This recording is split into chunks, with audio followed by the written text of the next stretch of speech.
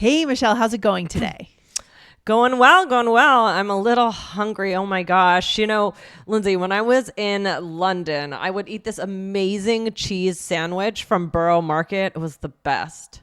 Oh, was that when you went a couple years ago? Oh no, that was when I studied abroad back in 2008. I would plan my whole day around this sandwich. Gosh. Was it just cheese then? It was just like bread and cheese, or was there something else? It was a raclette. Have you ever heard raclette?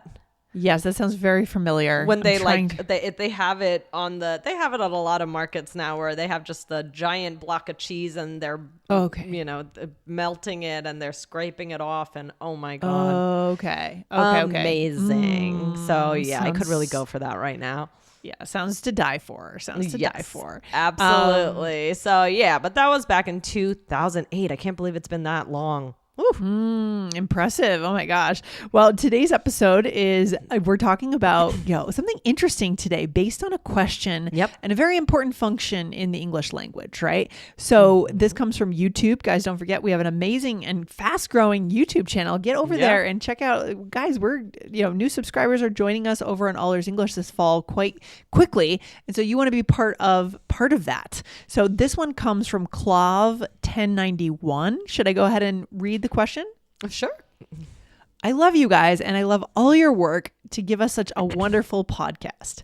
I was listening to this episode, as always, while making my breakfast, and I didn't notice that you were reading my review until you called my name, and I was very happy. Guys, might as well just mention this now. Guys, go ahead and leave us a review, by the way. We try to call out all of our reviewers by name when we see a review from you, and it means a lot to us, doesn't it, Michelle? Oh my gosh, we love it. Lindsay sends them out. We look, and we all say, that's so nice. So it is really great. Thank you. Yeah, wonderful. So anyway, I'm wondering if you can make a podcast to learn to teach us how to talk about an event or anything that happened in the past. I mean, like you said in your episode, back to 2024. Is there any other way to clarify that something happened in the past? I think it will be a useful episode, so thank you in advance. Rama from Saudi Arabia. And I agree, Rama, very useful question. Very useful question. Thank you, Rama, so much. And thanks again for listening. So let's get to it. I mean, what a good question, Lindsay. It's really important to be able to signal to people when something happened, right? So this is important in storytelling, for connection, so many things. So we're going to really get in deep to this today, Lindsay. But you were, so let's talk about back to 24. Yeah. I guess in that episode, I'd have to see the transcripts to understand exactly what was said, right? Right. But sometimes you might say, back to 2024, let's talk about what happened that day in September. That could be part of a way to refer back and make it clear that this thing happened in the past. Right, Michelle?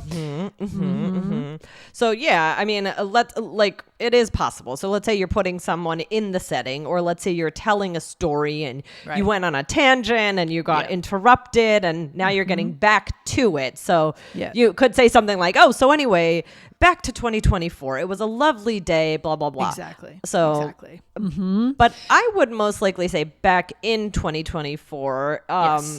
If we're talking about especially clarifying when the year is. So it's a little bit different of a function, but both can be used. Exactly. So it really depends on what is the angle of what you're saying. But here's some examples of how this would sound with back in a year or a time. So back in 2024, I was on vacation in Greece and I lost my favorite hat. Oh no. Have you been to Greece, Lindsay? Oh, not yet. I'm dying to go. Yeah, I would love to go. Too. Yeah. Soon. I haven't been either. Sure. Or let's say something is confusing about when something was. So, oh no, this wasn't this year. It was back in 2024. Yes, and we're being very clear here. And this is incredibly important, time orientation. We have to know when things happened. We're talking about now, in the past, or even in the future. Right? So another example, I took a salsa class back in 2024 and I loved it. And, you could also use other words with this, like way, right? So you could say way back in 2024. I mean, that was just last year, so you might not say way back, but unless you're building the context that it's felt like a long year, which it has felt like kind of a long year this year. You think so? Yeah, a little bit. And so sometimes you might have already mentioned that, it's been a long year already, 2025. So way back in 2024, I remember when we talked about this, right? But usually you would use that for like 2004, right? Way back in 2004. Right. Yeah. Right. Yeah. Or I could use that about so guys, in the beginning, the story about the cheese sandwich in London, I could have said that was way back in 2008. Right. Yes. So again, this back in, right, that was very useful to clarify, because I did go to London then a few years ago. So Lindsay said, oh, was that when you went a few years ago? I said, no, that was back in when I studied abroad in 2008. Yeah, this is important. If you've had multiple experiences in different places throughout your life, you need to refer to which time are we talking about, right? Yes, that's true. That's a really important way that you might use it. So it's very useful. I mean, but how else can we signal that something took place in the past, right? To be clear about when it happened. Well, we might talk about we might say last month, last year, last week. Very common to hear that, right? So last month I went to the beach with my friend. Or my haircut was actually last month, not last week. Again, clarifying if someone was confused. They thought you went to the stylist last week, but it was actually last month, and you want to clarify. Okay. Yep. So other ways we could say this in a more natural native way, a while back. This is not specific, so we don't know exactly when, but it's definitely not yesterday, right? Yeah. It's probably not last week. It could be last month, I guess. Yeah, it signifies some distance. Some distance. I like that. So a while back, I considered being a gym teacher, but then decided to start a business instead. Or this was a while back when I was still working for my other firm. So we're talking about like probably multiple years back. I think so. Yeah. Or this is a little bit more specific, a few blank ago, a few years ago, a few weeks ago, a few days, months, whatever it may be. What does that look like, Michelle? Okay, I have to tell you what happened to me a few days ago. Yeah, or I was at the grocery store a few months ago and I couldn't find my phone. I got a new one and then I found it.